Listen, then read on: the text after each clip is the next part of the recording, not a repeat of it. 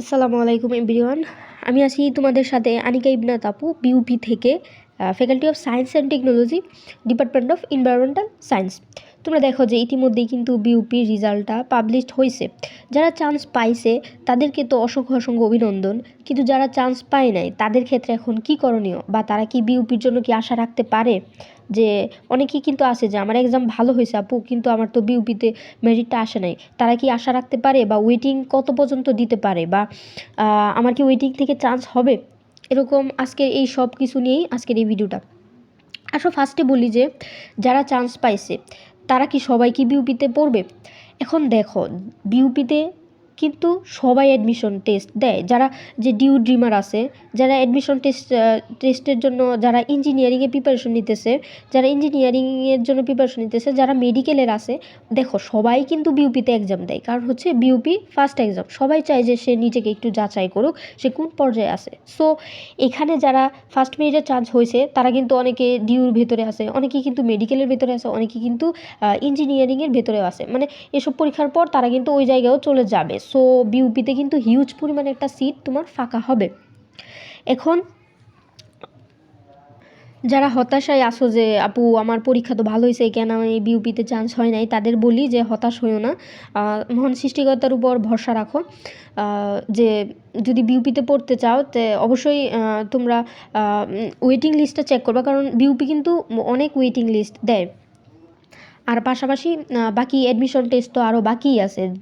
DU আছে, RU আছে, গুচ্ছ আছে, গুচ্ছ থেকে যারা বেরিয়েছে ছাস্ট আছে, কেইউ আছে, জাহাঙ্গীরনগর ইউনিভার্সিটি আছে, মানে আরও বাকি সব অ্যাডমিশন টেস্টই এখনও বাকি আছে। সো হতাশ না হয়ে তোমরা স্টাডি করতে থাকো মনোযোগ দিয়ে। আর বিউপির ওয়েটিং লিস্ট তো পাবলিশ করবেই। যদি বিগত বছরগুলো থেকে আমি একটু দেখাই, আমিও কিন্তু, হ্যাঁ সত্যি বলতে, আমিও কিন্তু ওয়েটিং লিস্ট থেকেই চান্স পেয়েছিলাম। আমার ওয়েটিংয়ে কিন্তু পজিশন ছিল 434তম, আমার ওয়েটিংয়ে পজিশন ছিল 434তম।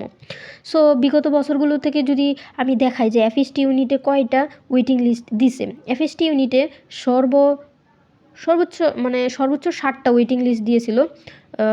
আগের বার 60টা ওয়েটিং লিস্ট দিছে, এবং প্রত্যেকটা ওয়েটিং লিস্টে তোমার ক্যান্ডিডেটের সংখ্যা ছিল 300-র মতো।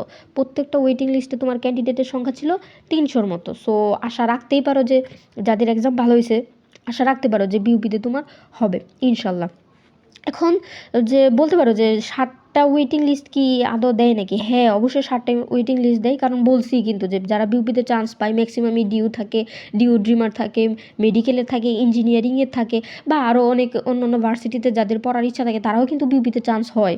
আর বিউপি যেহেতু ফার্স্ট অ্যাডমিশন টেস্ট, সো সবাই এক্সাম দেয়, সেক্ষেত্রে সবাই তো আর ভর্তি হয় না, অনেক সিট ফাঁকা থাকে। সো সো এতগুলো ওয়েটিং লিস্ট তোমার দিতেই পারে। আমি এফএসটি ইউনিটের কথা বলতেছি। সো ওয়েটিং লিস্ট তোমার দিতেই পারে। সো একটা কথাই বলবো যে হতাশ হইও না। আর বাকি অ্যাডমিশন টেস্ট তো আছেই, নিয়মিত স্টাডি করতে থাকো।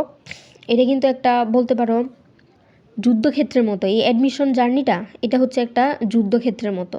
এই যে আমার ফ্রেন্ড চান্স পাইছে বাট আমি পাই নাই, এবার অনেকেই দেখবা যে বিউপি, তোমার ফ্রেন্ড সাথে বিউপিতে ফার্স্ট মিনিটে চান্স হয়ে তোমাকে অনেক কথা শোনাবে। আসলে এসব কানে নিও না, তোমার নিজের মতো করে তুমি পড়তে থাকো। বাকি আরও অ্যাডমিশন টেস্ট এখনও বাকি আছে। আর বিউপির ওয়েটিং লিস্টে তুমি চেক করতে থাকো, বা বিউপির যে অফিসিয়াল যে ওয়েবসাইটটা আছে এটার উপর একটু খেয়াল রাখবা। আর ফেসবুক তো আছেই, বিউপির অ্যাডমিশনের জন্য যে গ্রুপটা আছে ওইখানে ওয়েটিং লিস্টের সব তথ্য দেওয়া থাকবে। সো হতাশ হও না, ভরসা রাখো, ইনশাল্লাহ ভালো কিছু হবে।